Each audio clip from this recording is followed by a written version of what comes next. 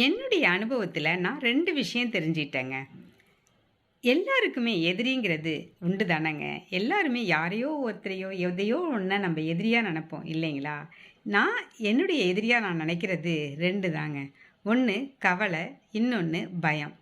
நான் எந்த சமயத்துலலாம் ரொம்ப கவலைப்படுறேனோ, அப்ப என்னால எந்த ஒரு சின்ன விஷயத்தையும் செய்யவும் முடியாது. ஒரு உதாரணத்துக்கு ஒரு சமையல கூட நான் நல்லா செய்ய மாட்டேன்.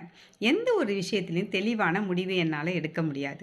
அதே சமயத்தில நான் ஃப்யூச்சர பத்தி எப்பப்பலாம் பயப்படுறேனோ, அதே மாதிரி அந்த சமயத்திலயும் தெளிவான முடிவு எடுக்க மாட்டேன்.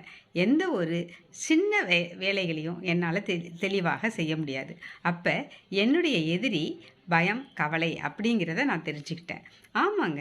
அதுதான் உண்மை. நாம ஒரு தெளிவான முடிவும், ஒரு தெளிவான வேலையும் செய்யணும்னா, பயம், கவலை 2ம் இருக்காம இருக்கிறது தாங்க நல்லது. நன்றி.